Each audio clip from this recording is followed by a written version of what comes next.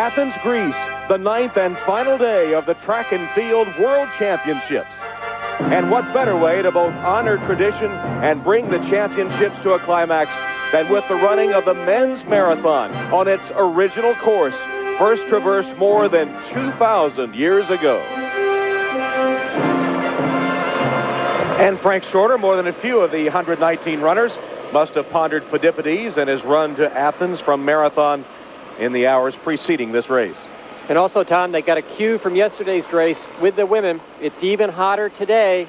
I think they're going to be very conservative at the start. If they learned anything from the women's race won by Hiromi Suzuki from Japan, it is take it easy at the start, and if you're really going to try to win, do it somewhere in the middle.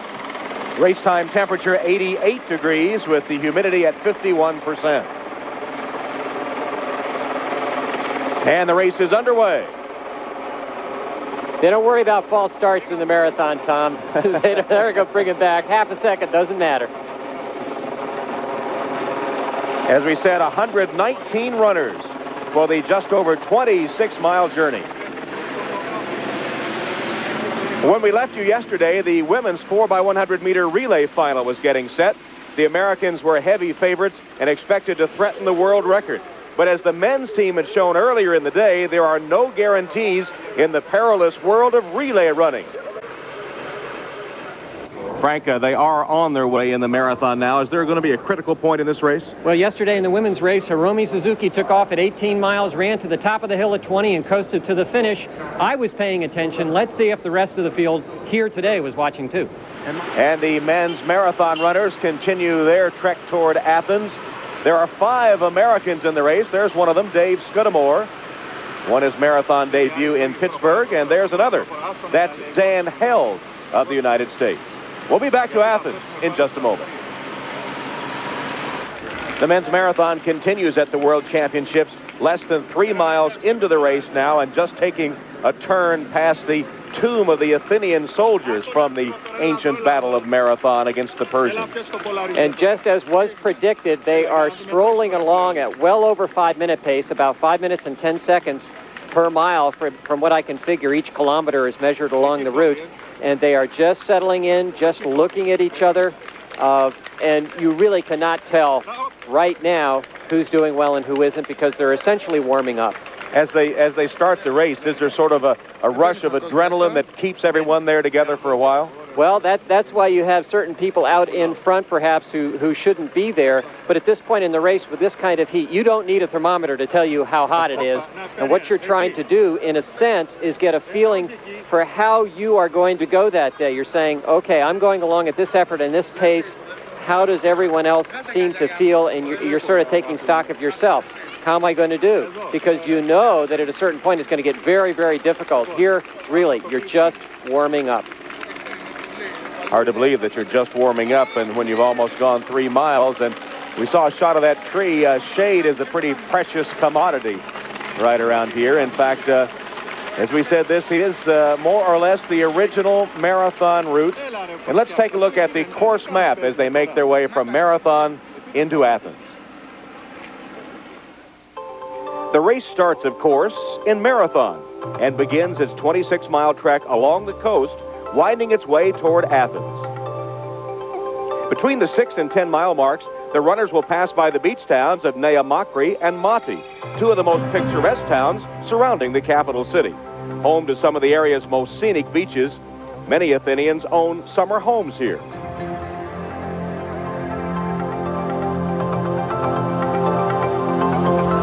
Around 13 miles, the runners reach Rafina, the second most important port of Athens, behind the bustling port of Piraeus, located in downtown Athens. Many cruises to nearby islands depart from Rafina.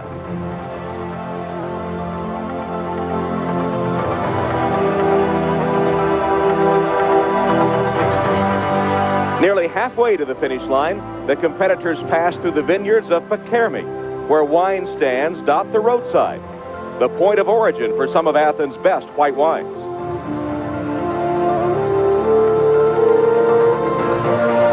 After Pakermi, the runners will make their way to downtown Athens. In the shadow of the Acropolis, the marathon will finish at Panathenaic Stadium, which has been occupied for the last 2,300 years and reconstructed for the first modern Olympics in 1896, where a Greek water carrier named Spiridon Lewis won the first Olympic marathon. The World Championships Marathon, revisiting Greece, past and present.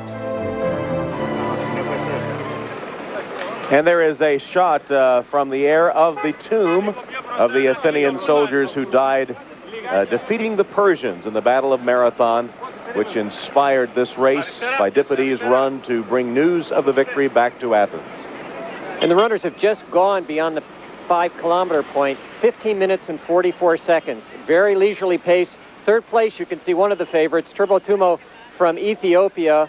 He's run 2:09 earlier this year in Japan, so he's well. There's Dos Santos from Brazil, and the sunglasses just went by. So all the favorites are up there, but you can see that it's already stretching out. And these runners behind, the ones that are laying off the pace, are just doing this because they feel if they've got any shot at all, they really have to go easily at the start. But in major competitions, the general rule is the medals come from the front group. So the runners from behind who are already conceding here are just in it for the experience.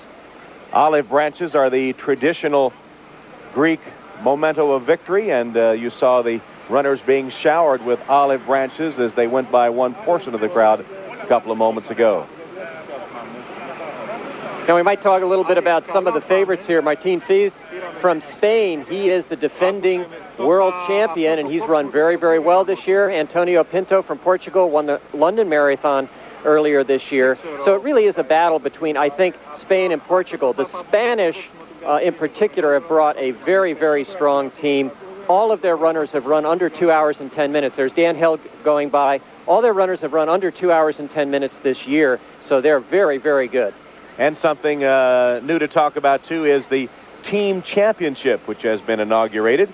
And you would have to say that some of the runners you mentioned will play a part in determining the team gold medal winner here in Athens. Well, if it runs anything like the women's race yesterday, the Japanese brought a very, very strong team, did very well. 3 women in the top 10, took the team championship, and they were very, very serious about it. Some separation beginning with the runners now. As Frank noted, they begin to sort themselves out as they continue now 18 minutes into the race.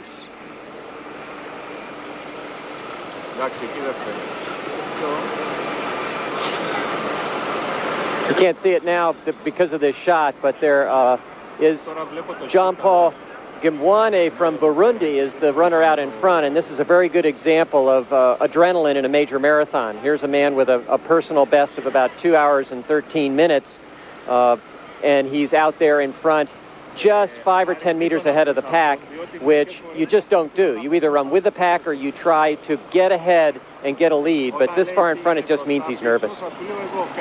The men's marathon continues, and we'll update you on its progress when we return to the Track and Field World Championships from Athens, Greece. The Parthenon atop the Acropolis in downtown Athens.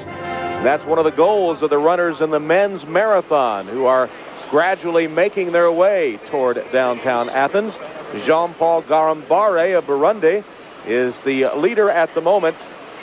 Still a sizable lead pack there, running toward downtown Athens from Marathon. In fact, in 1896, the first modern Olympic marathon was run along this route, beginning in Marathon, winding its way down the coast to Athens.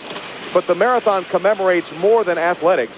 It symbolizes an event in Greek history, a tale of will and bravery.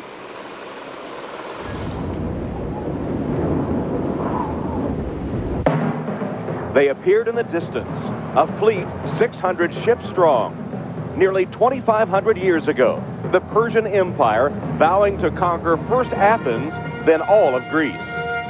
20 miles from Athens, in the town of Marathon, 100,000 Persian troops rushed ashore, confronted by only 11,000 Greeks. Overwhelmingly undermanned, the Athenians relied on their brilliant commander, Miltiades, whose tactics divide and conquer have proved timeless. A bloody battle ensued. Days later, an unthinkable upset was complete.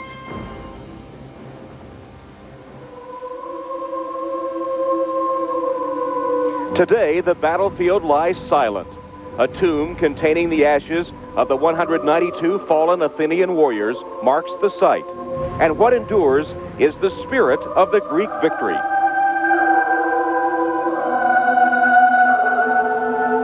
The battle won, a messenger named Phidippides was dispatched to relay the good news.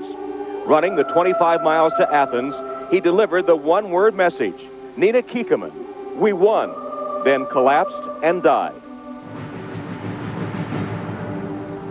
Phidippides' route from Marathon to Athens is the event which today's marathon retraces and commemorates. At Marathon, there is an inscription which reads, "These men displayed indomitable courage, and each time a marathon is run, an individual's bravery is tested." Much like a September day 2,500 years ago in Marathon. And the modern descendants of Phidippides continue their marathon route. You know, it's well known, the story about Phidippides collapsing and dying after running the 25 miles from Marathon to Athens. What is less well known is that for 2 days earlier, he had run 150 miles from Marathon to Sparta and back, trying to get the Spartans to join the battle, in which they declined. There's our first athlete going down. Didn't appear to be anything wrong. He just fell, and let's see if he gets up and tries to keep going. No. He's just going to give it up here. And we actually don't have a listing on this athlete. So this is one of the late entrants, and we don't even have a name or a listing on him. But again, Mwenze from Burundi out in front, and what we call Neverland in the marathon. He's really not trying to steal the race. He's not so far ahead that he can actually get out of psychological sight of the other runners, and he's just out there rolling along, not quite knowing what to do. If you were more experienced, I think he would go back. But it's very difficult at this point in the race because you're trying to use as little energy as possible, and yet you feel that if you slow down, maybe you've wasted something. That's Dos Santos from Brazil leading the trail pack. He is a past silver medalist in the World Championship. So that trailing pack has all the favorite runners in there. Pinto from Portugal, Fiz from Spain. Everyone is there. It's just they know that the person out in front at this point is not a threat. Well, we've been talking about the marathon history, and of course on this original course, very rich in history. And we've talked about the 25 miles that Phidippides ran to Athens. But the marathon distance that is considered official was first used at the 1908 Olympics. That year the race began at Windsor Castle, ended in London in Olympic Stadium in front of the Royal Box. And so it was measured from Windsor Castle to the Royal Box, and that exact distance, 26 miles, 385 yards, has remained the standard for competitive marathons. Believe it or not, Tom, they've also, they even had 10 inches there. It's 26 miles, 385 yards, and 10 inches. But obviously, as they measure the courses, they've got a blue line that all the runners are following.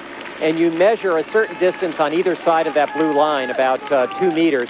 So you can stay close to that line and still be legal in the race. That's how they measure, and they obviously cannot get it precisely right, but you measure it several times, take the average, and that becomes how you set your start and finish line in the race. That's Dos Santos from Brazil going through there again with the sunglasses on, and other than that, just these are trail runners from the lead pack, not among the favorites, but again, in the middle of the front, there was Turbo Tumo, who has finished second in the New York City Marathon and actually set his personal best earlier this year in Japan, running right behind Martín Fiz, who's one of the Spanish favorites. So the favorites really, when you talk about identifying them, they're hard to because they settle into the middle of that pack, so that even there, drafting at this speed and in this heat, drafting can really help you. So you stay in the pack, you relax, and you let the more nervous runners stay out in front and break the wind. There you see the blue line that Frank mentioned as they follow the course, and still a quite sizable lead pack as the marathon continues. We'll update you when we return to the World Championships. That motor scooter could look awfully tempting to some of the runners in the marathon as they continue on their way about 5.5 miles into their 26-mile race toward downtown Athens. And we'll be looking back at some of the high points of these World Championships, including Monday, the men's 400-meter hurdles. American men have long dominated intermediate hurdling, most recently Derek Atkins, winner of the 95 Worlds, 96 Olympics, and Brian Bronson.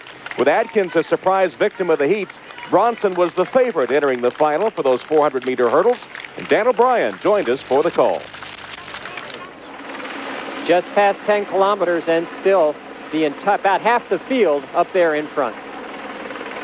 So a large lead pack, as you can see. The runners still have not separated into any individual leaders, although this man has been fairly in front for a while now. And in the center, you can see Lukas Twartboy, who is the silver medalist from 1993 in this event. So, again, the leaders are up there, but the real favorites are hidden in the back of the pack. Jean-Paul Gambare of Burundi continues in front. We'll be back with more marathon in just a moment. A slight leader for much of the time, 6:19 on the left. There is Leone of Italy, New York City Marathon winner, and they're 2:66 in the yellow and red of Spain. One of the pre-race favorites, Martín Fiz. And so the runners you would expect to do well are starting to creep up to the front of this pack, and I think the pace has been so slow so far. Everyone's getting a little bit nervous. You can see they're spread out all the way across the road. No one wants to lead, but no one wants to be behind at this point. Well, now let's take a look back to Monday in the women's 400 meters. With the absence of defending world and Olympic champion Marie-Josée Pérec, Australia's Cathy Freeman assumed the role of favorite. The Olympic silver medalist looked to become just her country's second world champion. But a gold medal would have added meaning for Freeman, whose pride in her Aboriginal heritage runs deep.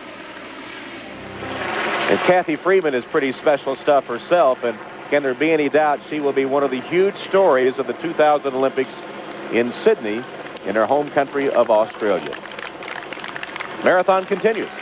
Just to add a point, Tom, I was in Australia 3 years ago in Melbourne, and they were already talking about Cathy Freeman. It is really unbelievable the pressure that she's been under there for now a number of years and how well she's been able to perform. But I think you got an idea from that piece just how good she is at dealing with pressure.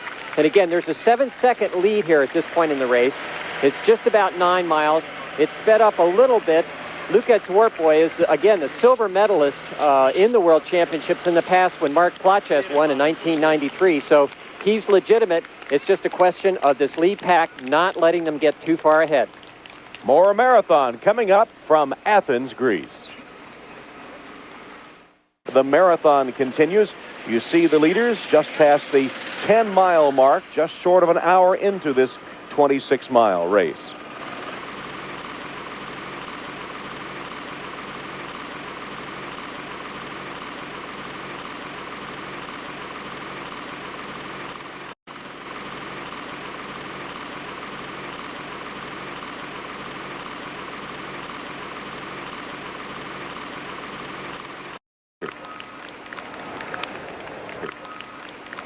Rich Kana. Meanwhile, no one has been able to dominate this marathon yet, but they are starting to get a little separation here. Well, that's Mwenze Kalombo from the Democratic Republic of Congo, formerly Zaire, who's there, along with Lukas Twartboy. And their lead is not as large as this lens would indicate. It's about 10 seconds, which in this kind of race is not critical at this point. They've been running along at about 5 minutes and 6, 5 minutes and 7 seconds per mile. That's Fabián Roncero from Spain, one of the many Spanish. They've got 5 men in this race. All have run under 2 hours and 10 minutes. He's leading that chase group, and that's Pinto from Portugal in the sunglasses there, one of the favorites coming in. So all the favorites are behind, but Roncero seems the most nervous. And the marathon continues. We'll have another update when we return to Athens. Welcome back to the World Championships where the men's marathon continues. Twartboy and Kalombo are the two leaders. Then we have Roncero of Spain, and then another distance back to the chase pack. And those three have separated themselves somewhat from the other runners. And they're about 11 miles, almost 12 miles into the race now. still at the point where no one would really want to try to break away and win the race, but it seems to me that Sport Boy and Kalombo are slowing down. Roncero sensed that. He's going to bridge the gap, and then this chase pack is still not very upset with the leaders having what's about a 10-second lead, 10 to 15 seconds at this point. Hand from the chase pack to Roncero, and then from him to Swartboy and Kalombo, who continue to show the way. And these two runners all along have been talking to each other. You can see Kalombo trying to rest his arms there. He's probably getting a little bit tight. He's run 2 hours and 12 minutes for the marathon. He's number 188. He's from Burundi, but he's based in France, as many of the African athletes are based outside of Africa. Swartboy has run all over the world, very, very experienced. He's run 2:09 for the marathon, so he's legitimate. So you know that chase pack will not let him get too far ahead. But on this particular course, in just about 3 miles is where the, just past the 25-kilometer point, at about 15, 17 miles is where the women's race really broke open. I would expect the men's race to do the same, and so that trail pack is not going to get too excited probably until that point. Well, the runners have schooled themselves, so to speak, by watching the women's race and maybe changing their tactics? Oh, absolutely. I think there's one way to run this course, which is from about 17 to 22 miles, run very hard up a substantial hill. And from 20 miles down to the finish, this course is unlike any other major. There's the 20-kilometer point, 103.23. It's unlike any major marathon. From 20 miles in, it's downhill. Everyone talks about the last 6 miles of the marathon being so difficult. Here, up to the 20-mile point is where it's difficult.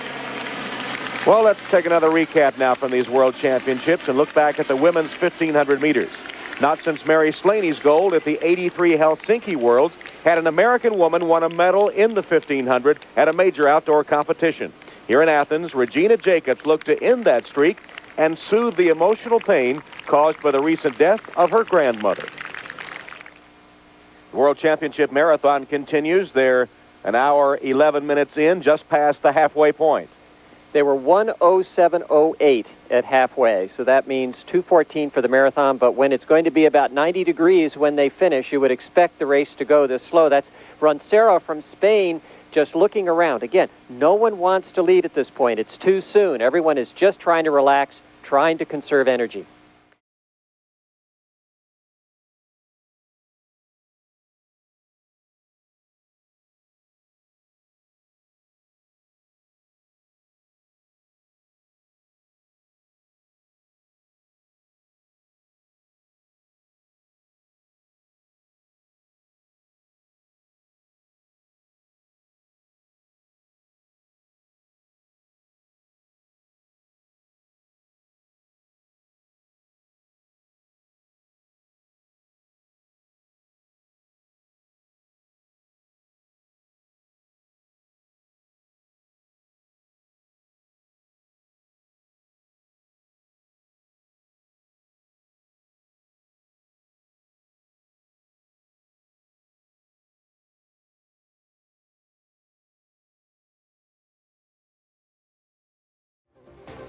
Welcome back to Athens, Greece. The World Championships, the men's marathon continues.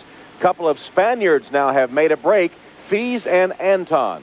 And this is what everyone would expect if they watched the women's race yesterday, because almost at the precise point on the course that Suzuki went yesterday, Martín Fiz from Spain started the surge. Antón went with him, and Dos Santos from Brazil, he's gone along.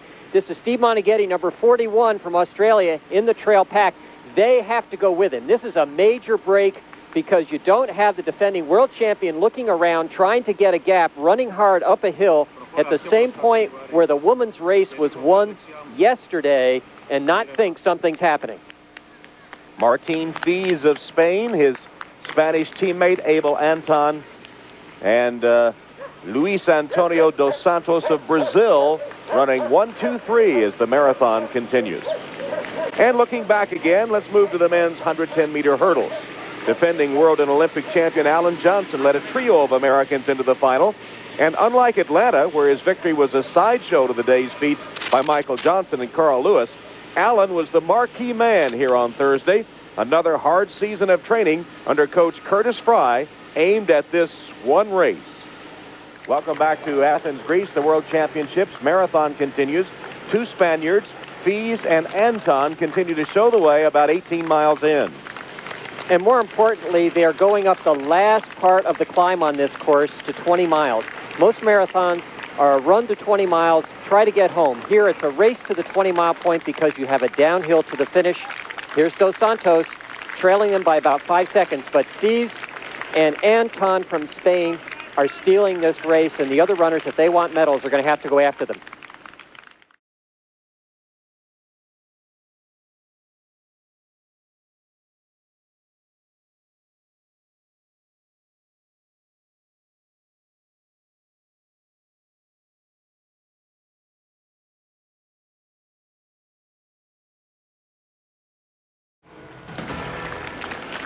Back in Athens, where Martín Fiz leads his Spanish teammate Abel Antón in the marathon.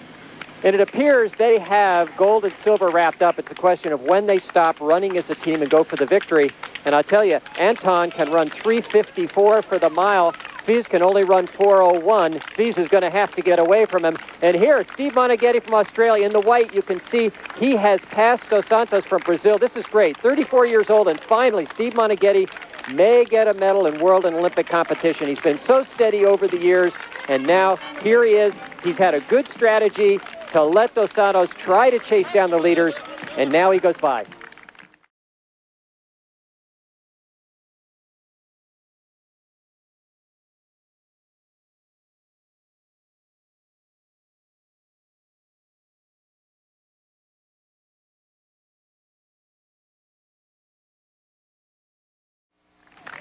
There's Steve Moneghetti of Australia in third behind Fiz and Antón of Spain in the marathon. Between 22 and 23 miles, Moneghetti's firmly in third place. Now he has to maintain this effort. They're going downhill, and he just has to hope that for some reason Antón and Fiz come back to him. Now let's go back to Tuesday. In the men's 400 meters, Michael Johnson entered the year as the star of track and field thanks to double golds in Gothenburg and Atlanta. But this year has been difficult. The loss to Donovan Bailey, the injured leg, his first defeat in a 400 final in 8 years, a wild card berth into the Athens 400 brought a chance to salvage his season. Dan O'Brien joined us for the call. 24.5 miles into the marathon, the two Spanish runners, Martín Fiz and Abel Antón, continue to lead the race. Now let's look back to the men's 200-meter final from Friday. The two big names, Otto Bolden of Trinidad and Tobago, desperate for a major victory to confirm his potential, and Frank Fredericks of Namibia, the soft-spoken veteran and champion from '93. Both shut out of medals in the 100 meters and hungry for redemption here. Fiz and Antón continue to run together, just about a half mile to go. And finally, Antón comes up on his shoulder.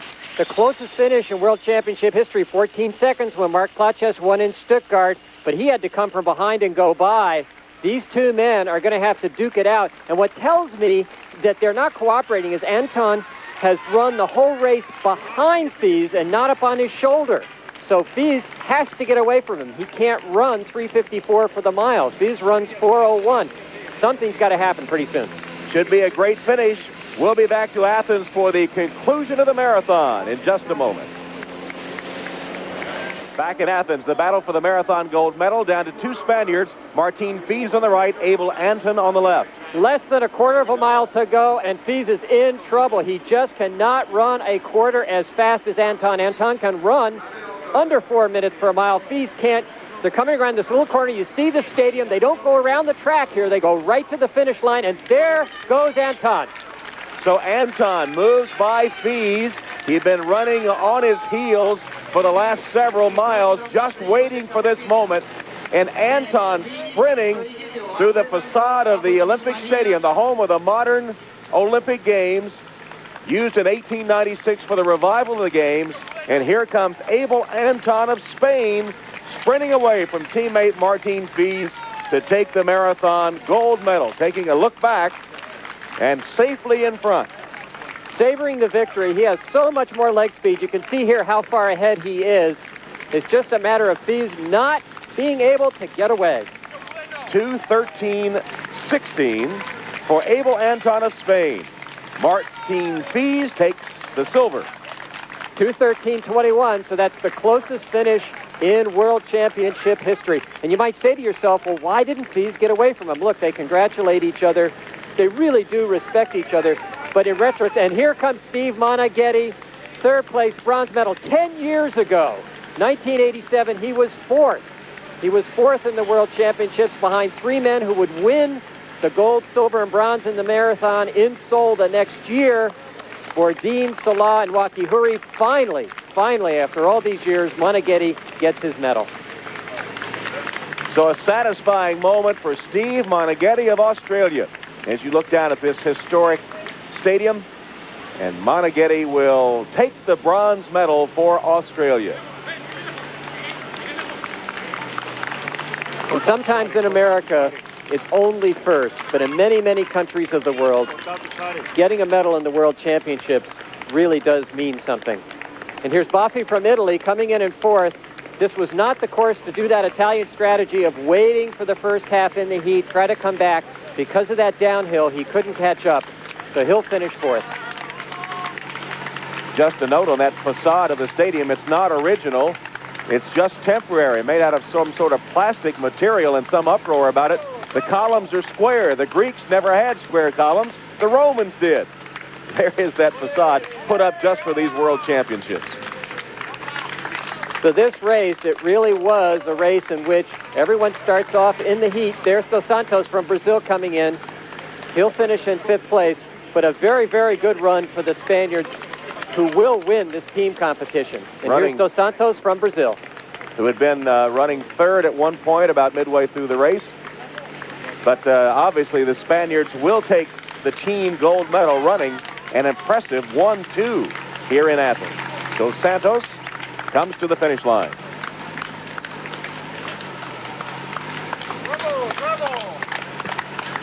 This course was one in which you had to go easy early on. And just as with the women yesterday, the men got to the top of the hill at 20 miles and then really ran fast down from 35 to 40 kilometers. In other words, about the last 3 miles of this course were run under 4 minutes and 50 seconds per mile down that hill. So very slow in the beginning, very fast in the end. And there's Steve Moneghetti with the Australian flag. A satisfying moment for Steve. His best showing in major international competition, has that World Championship bronze medal. And what's so incredible about Moneghetti is usually at the top, marathon runners will have about 5 years. He's had 10. Abel Antón of Spain has the olive wreath and the gold medal. And he is a newcomer. This is his third marathon, first marathon major victory, but he's won all three. And the Spanish take the team gold medal. Official results: Antón the gold, Fiz the silver, Moneghetti the bronze. Best U.S. finish 13th by Dave Scudamore.